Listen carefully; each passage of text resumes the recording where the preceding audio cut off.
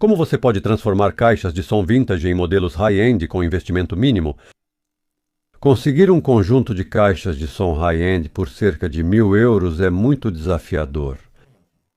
No entanto, mesmo comprando equipamentos usados, existe uma solução. Você pode encontrar caixas de som vintage de alta qualidade dos anos 80 e 90 com bom grave e pode atualizar o tweeter mediano.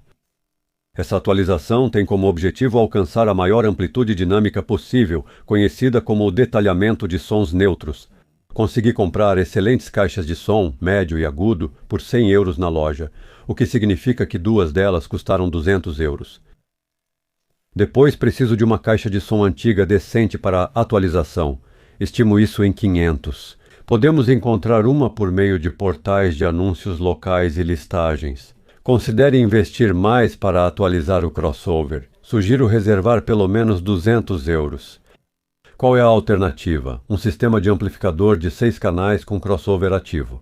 Se você alocar o orçamento corretamente, o crossover ativo está incluído no custo da caixa de som, e o sistema de amplificação está incluído no custo do amplificador. Então, qual é o orçamento? Eu diria que, no total de €1.000 a €1.600, podemos montar um sistema ativo muito bom. Aqui está um exemplo prático de restauração de caixas de som vintage. Ou como montar um sistema de primeira linha usando uma caixa de som vintage. As caixas de som antigas que escolhi foram fabricadas em 1984, na República Tcheca, pela empresa Tesla. Tenho uma história pessoal com essas caixas de som. Durante meus anos na universidade, fiz estágio na televisão estatal enquanto o estúdio passava por reforma. E eles iam descartar essas caixas de som desativadas. Perguntei ao meu chefe se eu poderia levá-las, e ele concordou. O tweeter estava danificado, mas todo o resto funcionava. Casei-me, tive meu primeiro filho e vivi com minha esposa em um apartamento pequeno. A independência chegou quando esperávamos nosso segundo filho. Na pobreza dos anos 90 ouvíamos música e éramos felizes. Os tempos mudaram. Comecei a subir na carreira, consegui empregos em grandes empresas internacionais como Microsoft e Samsung Electronics e depois também trabalhei na indústria eletrônica. A vida estava melhorando, mudamos-nos para um apartamento mais espaçoso e durante esse período estressante da minha vida. Vendi todo o meu equipamento musical, exceto essas caixas de som. Desenvolvi um apego emocional a elas e agora é hora de dar-lhes uma segunda vida e transformar essas caixas em um sistema ativo. Vou usar o conceito que expliquei nos meus vídeos e vou tornar essa caixa de som completamente passiva. Ela nem terá um crossover. E vou direcionar todas as saídas através da caixa de som e depois conectar 6 amplificadores com os crossovers ativos posicionados antes dela. Vamos ver se consigo fazer uma caixa de som realmente boa. Algumas características dessa caixa de som são: é um gabinete selado, relativamente grande, mas uma caixa selada. Tem um woofer bom de 12 polegadas e um driver de médio de 4 polegadas. E também um tweeter de 16 ohms que um dia queimou e eu o substituí por um tweeter de 8 ohms e fiz alguns ajustes. Se compararmos as caixas de som que foram projetadas e produzidas em 1984 com as modernas, as principais diferenças estão no médio e no tweeter. Porque hoje temos máquinas chip ultra precisas, fios esmaltados resistentes à temperatura, cerca de 200 graus e acima. Novos materiais para membranas de alto-falantes surgiram, como vários tipos multicamada. Produtos tipo sanduíche, que também funcionam muito bem. E também, por um preço relativamente baixo, €50 por alto-falante, podemos substituir o alto-falante de médio e agudo. Para o projeto, escolhi. O tweeter é da SB Acoustics. Aqui está a nomenclatura, vamos ver como ele é. Boa embalagem. Algo para umidade, certo? Jogamos isso fora. É assim que ele se parece, uma tampa protetora. Vamos tirá-la. É pequeno em tamanho, é fácil de integrar ali, é claro, você precisa de um adaptador Para o médio, escolhi o MSH 1164 ohms. É um alto-falante especializado para frequências médias. Bem, vamos ver o que tem dentro, vamos abrir a embalagem. Por que escolhi esse alto-falante em particular? Ele tem algumas características, mede muito bem, foi medido em uma revista conceituada e basicamente acredito que tudo está bem com ele. Mostrou excelentes características, foi projetado como um alto-falante de médio qualidade alemã. Os alemães, como sempre, abordam tudo corretamente, pensam nos detalhes e até coisinhas como essa arruela estão incluídas. Não preciso procurar outros materiais isolantes. Este alto-falante tem uma cesta muito fina, o que facilita a integração, você não precisa fazer ranhuras especiais e assim por diante. É cerca de 1 milímetro ali. Em muitos casos, isso é bastante conveniente. Além disso, é puramente um médio, tem uma bobina chamada underhang, o que significa que a bobina é menor que o ímã, e vou usá-lo como driver de médio e substituir aquele alto-falante antigo que estava nesse gabinete. A frequência de ressonância desse alto-falante é 100 Hz, e vou cortá-la em algum lugar em 300 ou acima de 300. É claro, precisamos de um adaptador para conectá-lo ao local onde o alto-falante anterior estava. Tem um design tão estranho, mas aqui está meu adaptador. 2 vezes 2 milímetros de alumínio, isso dá 4 milímetros, o que é mais que suficiente, tudo vai funcionar. Fiz isso especificamente para este alto-falante, para que fosse fácil substituir o alto-falante anterior.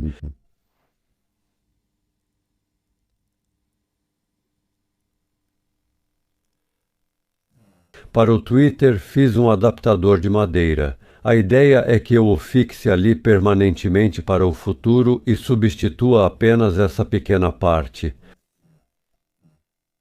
Twitter. É mais ou menos assim que ele se parece. Fiz tudo em uma máquina de controle numérico computadorizado, é tão preciso e exato. E é claro, vou usar Vedante para que nada vaze, e vou apertar bem firme. No geral, todas as modificações são bastante simples, e não levam muito tempo. Bem, é claro, leva tempo para descobrir como resolver da maneira mais simples, mas esta é minha solução da maneira mais simples. Certo, vamos passar para a desmontagem da caixa de som, ver o que tem dentro, desmontar todos os drivers e começar a modificação. Bem, vamos desparafusar todas as peças antigas e ver como podemos usá-las. Como podem ver, vedei com Vedante para evitar vazamentos de ar. Fiz isso há cerca de, duvido dizer, 30 anos atrás. Sim, há alguns alto-falantes poloneses estranhos aqui que usei para substituir os originais. Mas no geral funcionavam. Pelos padrões atuais, é claro, não é nada, mas naquela época era bem bom. Melhor que alto-falantes soviéticos. Bem, é assim que o dispositivo para o Twitter se parece, e no geral acertei na mosca, tudo está correto. Bem, é claro, mede antes de gravar para agilizar as coisas, sei que cabe. Vamos desmontá-lo. O alto-falante de médio é muito estranho, na minha opinião, é um alto-falante muito estranho. Também tem certo tipo de proteção para que ninguém enfie o dedo acidentalmente. E vamos desmontá-lo para ver como tudo se parece. Bem, tudo foi feito corretamente. Como podem ver, o compartimento do médio está separado do compartimento principal, então o woofer não o afeta de forma alguma. Bem, vamos desmontar tudo aqui. Vou usar a mesma cesta protetora, mas o alto-falante em si não tem valor. É ultrapassado, é muito específico, muito rígido, muito áspero e não atende aos padrões modernos de forma alguma. Mas, como podem ver, foi fabricado com bastante capricho e habilidade. Este é um alto-falante profissional. Este é um alto-falante profissional para estúdios. Bem, não para gravação, eu diria, é algum tipo de alto-falante de referência, não é para estúdios como monitor de referência.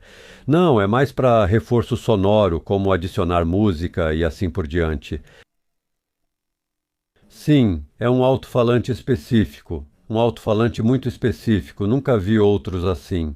Vejam como a suspensão é rígida, sua resposta de frequência é meio irregular. Ele pode até gritar nas frequências médias. Mas isso é coisa antiga, não é adequado para a acústica moderna.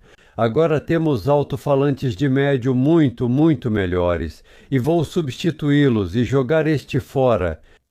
Não vejo nenhum uso para ele no futuro, é tudo apenas coisa velha, coisa velha, coisa velha.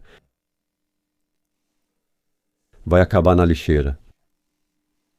E quanto ao woofer, vamos tentar desparafusá-lo. Estou curioso para saber o quão difícil será retirá-lo. Pode até estar colado. Bem, vamos ver. Agora, de alguma forma, tenho que retirá-lo.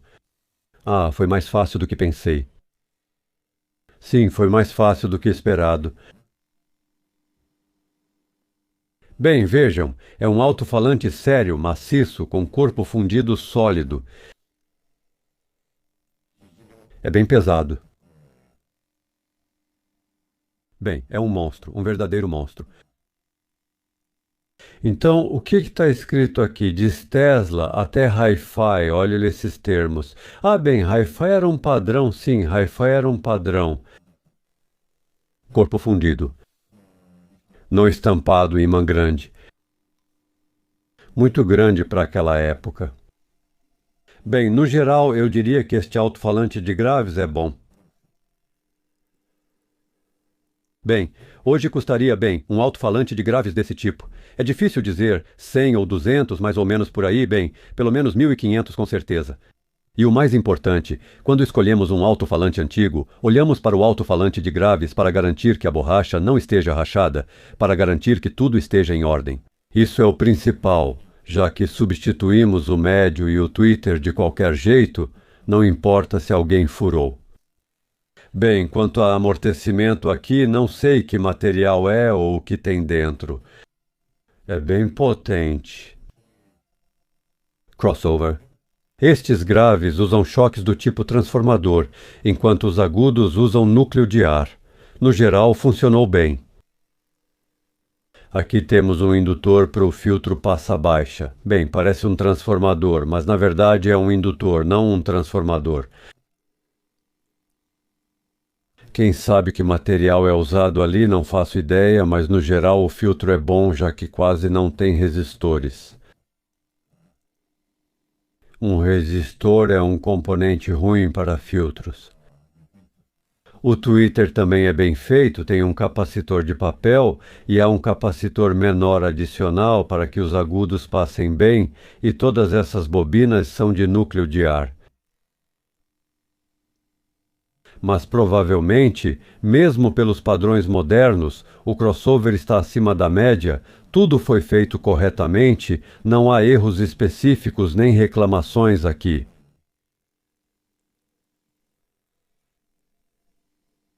Sim, sim. Então, o que vem depois? Na verdade, fazer um crossover assim é bem difícil. O que eu gosto é como essas bobinas estão fixadas aqui, elas podem vibrar com a alta pressão. Mas não sou tanto especialista assim, então não sei se isso realmente importa ou não. Se a bobina de ar vibra um pouco com o ar, algo muda ou não? Acho que nada muda de verdade. Veja, esses dois capacitores que estão em paralelo com o capacitor de papel no circuito de alta frequência, isso também foi feito corretamente. É exatamente assim que deveria ser feito, para que as oscilações mais altas tenham menos indutância interna nesses capacitores. Vamos dar uma olhada mais de perto na caixa em si, mas no geral não há reforços especiais aqui, exceto pela placa no painel traseiro diretamente no meio, para que não vibre ali. Isso é tudo. Muitos vão dizer que esta é uma caixa ruim porque não tem vários reforços adicionais. Mas vamos ouvir, vamos ouvir. No geral, este alto-falante foi claramente desenvolvido e feito por pessoas inteligentes, acredite. Tesla era uma empresa forte em acústica e equipamentos de som durante a era soviética. Então o que eles criaram foi bem feito, mas vamos ouvir, faremos algumas medições depois. Mas como você pode ver, ninguém realmente se preocupou com nada. Mas talvez essa seja, na verdade, a abordagem certa. Mas imagine só, este é equipamento profissional para gravação de áudio, para estúdios de gravação, e o fabricante também é profissional. A Tesla tcheca é profissional e eles forneciam equipamentos por toda a União Soviética, consoles de diferentes níveis, outros equipamentos de áudio, e funcionavam de forma confiável. Agora vou fazer um trabalho chato, fiação, soldagem, torção com este protetor, um protetor de plástico, ou a carcaça, e vamos montar o alto-falante. Como você pode ver, estou usando fios relativamente finos aqui, cerca de meio milímetro quadrado, mas é uma distância curta e baixa potência para o tweeter e o médio, e fios mais grossos para o woofer. Mas aqui vamos inserir e montar, é assim que fica. Não vou usar fios da grossura de um dedo aqui, não faz sentido, absolutamente nenhum sentido em fazer isso. Se você olhasse o projeto original, também havia fios de meio milímetro dentro do alto-falante. Muitos entusiastas, ou como quiser chamá-los, esses supostos especialistas, vão dizer imediatamente: como você pode usar fios tão finos em um crossover? Mas, gente, façam as contas, sério. O comprimento do fio de cobre e a resistência interna, a resistência do alto-falante, tudo foi feito corretamente lá. Você não precisa de fios muito grossos aqui. Lembre-se também, quando conectamos diretamente ao alto-falante, temos uma carga muito simples. Bem, praticamente lá. Se são 4 ohms, então é de 4 a 6 naquela banda de passagem, que separamos com filtros para o amplificador. Mas se são 8 ohms, então é de 8 a 12. É muito linear, não há picos nem quedas e nenhum outro problema. Então fixamos com parafusos de madeira comuns e tudo vai segurar firmemente. Todo o meu projeto é, na verdade, bem pensado. Isto é apenas uma melhoria simples. Mas sim, houve uma época em que eu estava descobrindo as coisas e pensei em como fazer todos esses adaptadores. Certo, vamos instalar o woofer agora. Aqui substituí a vedação, peguei de uma moldura de janela de plástico e é um sistema de isolamento realmente bom. Se você apertar bem, ficará completamente hermético. E para alto-falante sem reflexo de graves faz sentido, é importante. Vou usar os mesmos parafusos com estes e apertar esses parafusos antigos dos anos 80.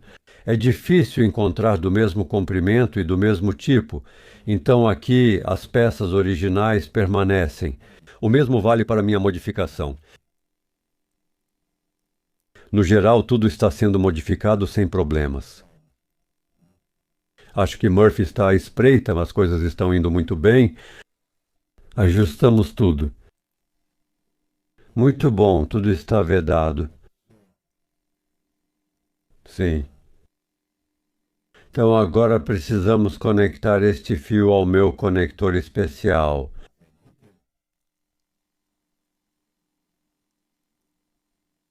Veja este aqui, um Spicon de 8 pinos. E vou usar este Spicon de 8 pinos nos meus projetos. São fáceis de modificar porque eu só substituo o painel traseiro com os mesmos furos e tudo funciona de forma simples. Mas aqui, para facilitar a montagem, eu o rotulei. O tweeter e o médio, já que têm os mesmos fios para o futuro. Vai ser difícil distinguir um do outro. E aqui tudo está devidamente fixado com este conector do tipo lâmina. Sim. Na verdade, comemorei cedo demais. De repente percebi que havia instalado apenas um material de amortecimento, mas deveriam ser 2. Então tenho que desmontar este alto-falante de novo. Preciso desmontar o woofer e colocar o que esqueci, mas não é tão ruim assim. Só um pouco de tempo. Sim, abrimos, veja, tem um aqui, mas deveriam ser dois. Este é o segundo, colocamos o segundo, deveria ficar ali assim. Estou fixando todos os alto-falantes agora e estamos chegando perto de concluir o projeto. É impossível apertar demais os parafusos aqui. Há alguns de fixadores especiais de metal ali. Não está preso na madeira. Além disso, outra coisa pequena, mas importante, eles instalaram roscas metálicas na madeira. Isso também aumenta a durabilidade. Bem, ainda temos que instalar ali o conector traseiro. Bem, é assim que fica agora. Não há grandes diferenças, mas como você pode ver, podemos até ver essas partes de alumínio. Até escolhi não pintá-las. Estou preocupado em estragar, então vamos deixar como está. Mas no geral, melhoramos o alto-falante. Veja, tem um conector aqui. Eu só substituí a placa por outra, até mantive os mesmos furos. Escolhi, medi, selecionei e fiz na máquina. Cortei este perfil de alumínio, só isso. Bem, vamos medir, vamos fazer algumas medições. Então, do que tenho aqui? Tenho um microfone de medição, um bem baratinho. Mas é um especializado. E aqui está nosso sistema, um crossover ativo com muitos botões e um sistema de amplificador de 6 canais. Também tenho fones de ouvido profissionais que vou usar para ouvir. Vou ouvir música me isolando da sala e depois vou ajustar o crossover para que soe igual aos fones de ouvido, para que toda a sala fique equilibrada em tonalidade e soe exatamente como seria sem a sala. Bem, minha sala não é muito tratada. Eu costumava gravar vídeos de treinamento para empresas terceirizadas nesta sala também. Tinha um pequeno negócio assim. Usei como estúdio, mas só é tratada para voz, sim, os graves não são tratados de jeito nenhum. Certo, nosso alto-falante. Bem, coloquei em um suporte para ficar na altura da orelha, já que vou ouvi-lo sentado. E precisamos fazer medições-chave. Eu uso um programa, o programa de computador Arta, que é gratuito até certo nível. Se você não precisa combinar várias medições em um único gráfico, o que é para frequências baixas, então posso fazer esse tipo de medição básica com a versão gratuita. Bem, existem outros programas também, todos funcionam mais ou menos da mesma forma. Meu quarto é pequeno, mais ou menos. 3 por 7, bem, basicamente 20 metros quadrados. E vamos pegar as medições principais. A internet está cheia de vídeos tutoriais sobre como fazer medições acústicas. Não vou entrar em detalhes aqui de jeito nenhum, especialmente não vou explicar o que ou como estou medindo.